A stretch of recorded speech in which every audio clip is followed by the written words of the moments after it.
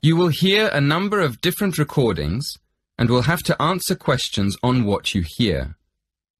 There will be time for you to read the questions and instructions, and you will have a chance to check your answers. All the recordings will be played once only. The test is in 4 sections. At the end of the test, you will be given 10 minutes to transfer your answers to an answer sheet. Now turn to Section 1. Section 1. You will hear a customer calling a travel agent to book a holiday. First, you will have some time to look at questions 1 to 3. You will see that there's an example that has been done for you. On this occasion only, the conversation related to this will be played first.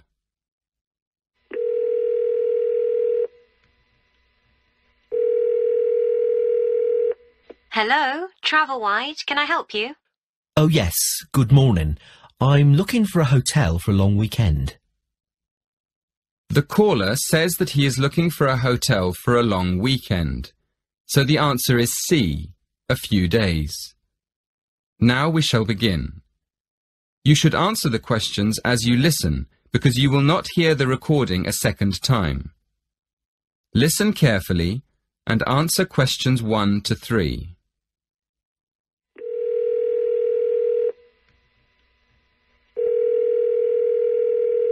Hello, Travelwide, can I help you?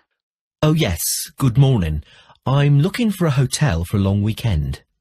Okay, first of all, where would you like to stay? I mean, are you looking for a peaceful weekend in the country, a busy city break, or a relaxing time at the beach? Well, I certainly want a quiet weekend. I work very hard, so I'd like to relax for a few days. Right, so it would be country or beach. Which would you prefer? The beach is very relaxing, but I think I'd rather go to the country this time. Okay, that's fine. Let me have a look at country hotels. Would you like to stay at a spa hotel where you could swim, read, eat healthy food and have relaxing treatments? Or would you prefer a family hotel on a farm? I must say I like the idea of a spa. Well, that's great. Now, let's just look at our spa hotels. You definitely don't want the beach. No, I'd like to go somewhere in the countryside, somewhere where I can go for walks. Okay, then it won't be the Ocean Waves Resort. Farmhouse Getaways is a family-run hotel in the country, but it's not a spa. How does Sparkling Springs sound? It's a luxury spa hotel in the countryside with an indoor heated pool and views over the fields and woods nearby. That sounds exactly what I'm looking for. Let's go for that. Excellent. Before you hear the next part of the conversation, you have some time to look at questions 4 to 7. Track 41. Now listen and answer questions 4 to 7. Now, if I can take some details, I can make the booking for you. Could I have your full name, please? Yep. My name's William French. William French. And your address?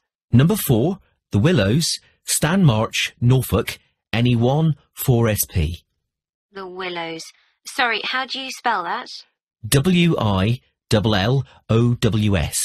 The Willows. Thank you. And can I have a contact number for you? Yes, my mobile's probably the best one. It's 07632 112254. 07632 112250. No, it's 07632 112254. Sorry, 54. And when would you like to go? On the weekend of the 15th of June. Fine. Checking in on the 15th of June. And when would you like to check out? I'd like to stay until the night of Monday the 18th of June, so I'd be leaving on Tuesday the 19th. Right. Check out on Tuesday the 19th of June. And how will you be paying? By credit card. How much will it be? Let me see. 4 nights at £90 per night is £360. Is that okay? It includes breakfast and dinner and a treatment a day. Yes, that sounds fine. I'm looking forward to it. Before you hear the rest of the conversation, you have some time to look at questions 8 to 10.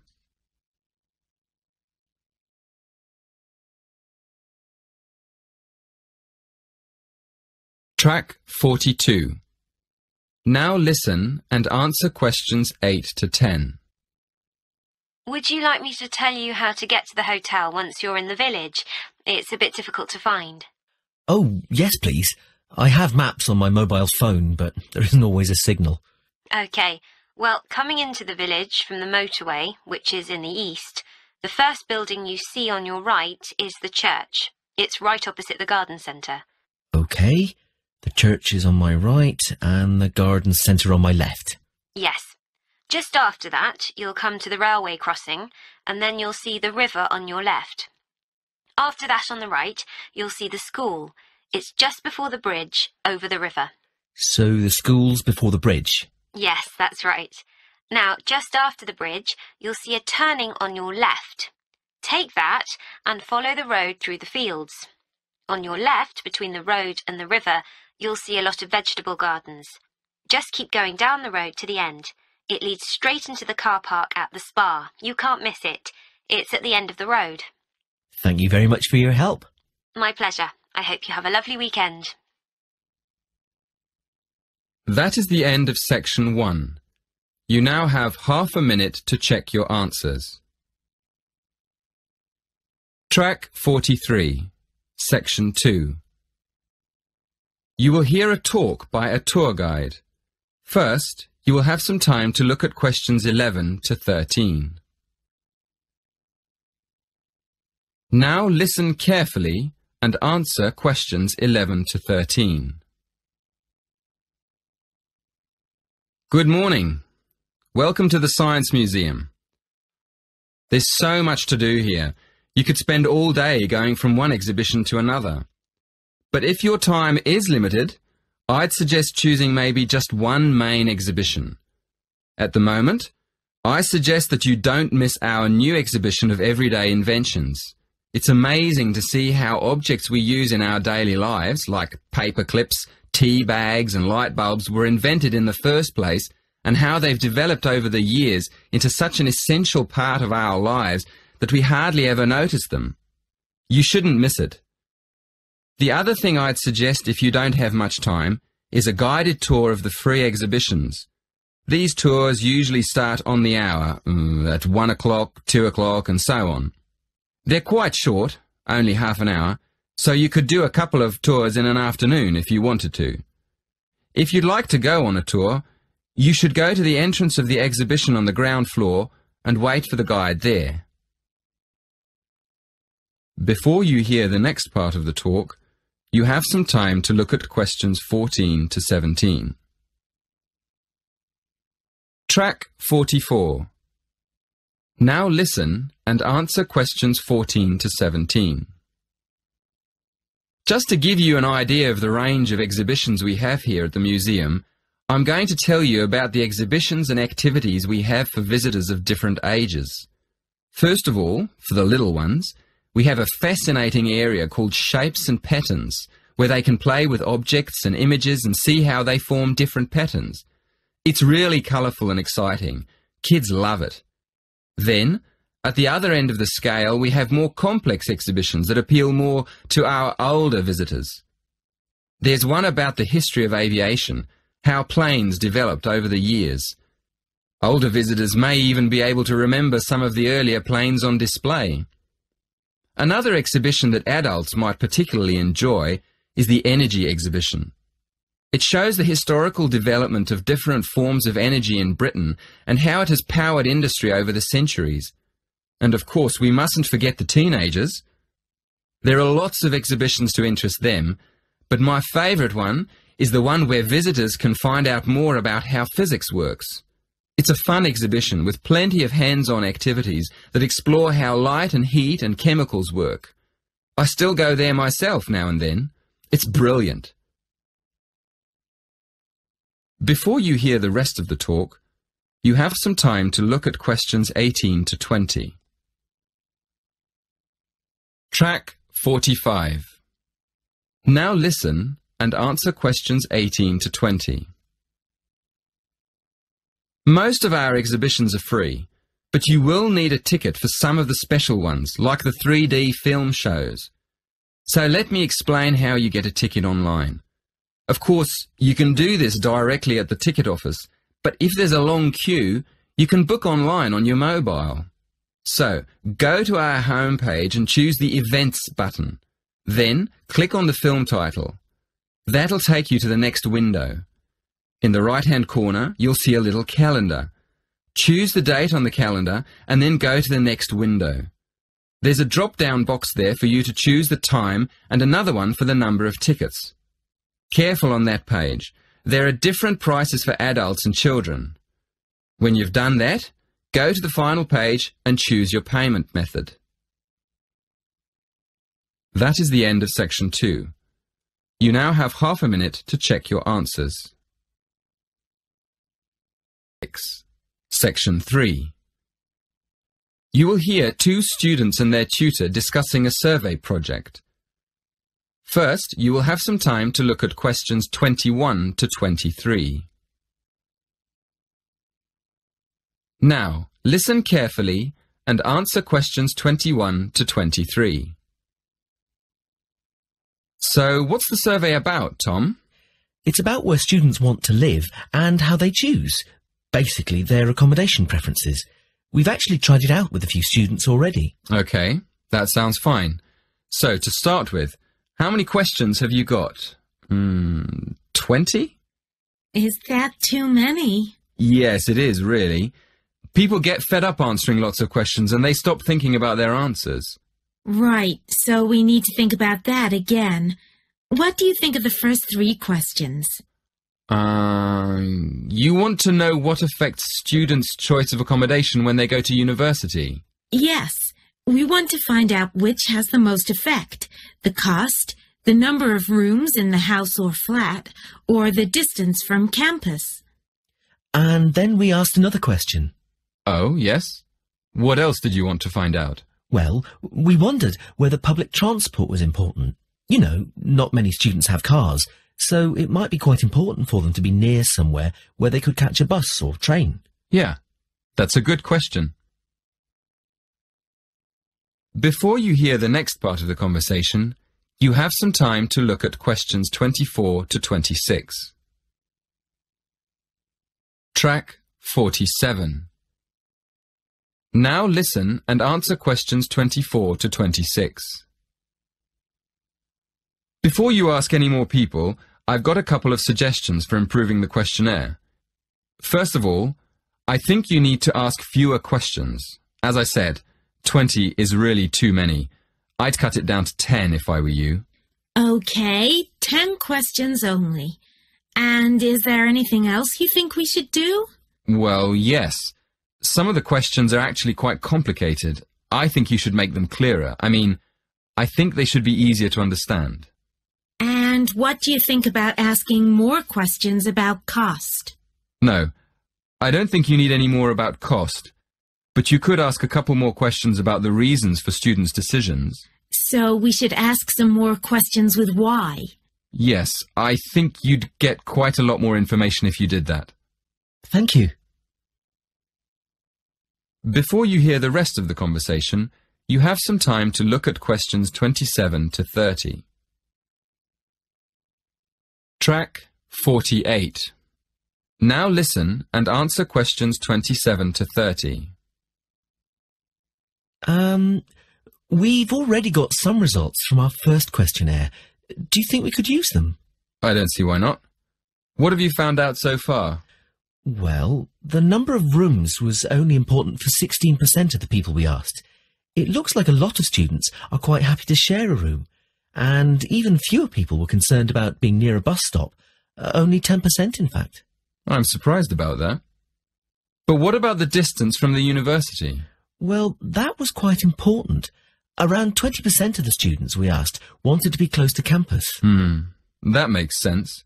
And what about the cost? Yeah, as we expected. The cost was by far the most important factor.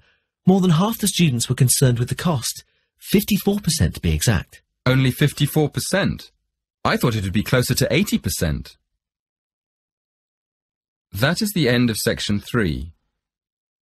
You now have half a minute to check your answers. Check your answers. Track 49, Section 4. You will hear a lecture on bird migration. First, you will have some time to look at questions 31 to 34. Now listen carefully and answer questions 31 to 34. My lecture this evening will focus on the migration of birds. That is, how birds fly in big groups from different parts of the world at certain times of the year. In the first part of the lecture, I'll talk about the reasons why birds migrate, when they migrate, and which parts of the world they migrate from and to. To start with, why do birds migrate? Well, there are two main reasons. 1, they migrate to look for food, and 2, they travel to parts of the world that are more suitable for breeding. In fact, these reasons are closely linked. As you can imagine, when birds are breeding, they need extra food to feed their young.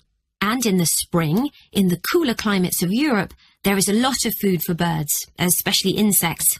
So generally, during the spring, birds fly up from the tropics, which are hot, to cooler climates in the north. They stay there for a few months to bring up their young. And then, when the weather in the north gets cold in the winter, they fly back to warmer climates in the south.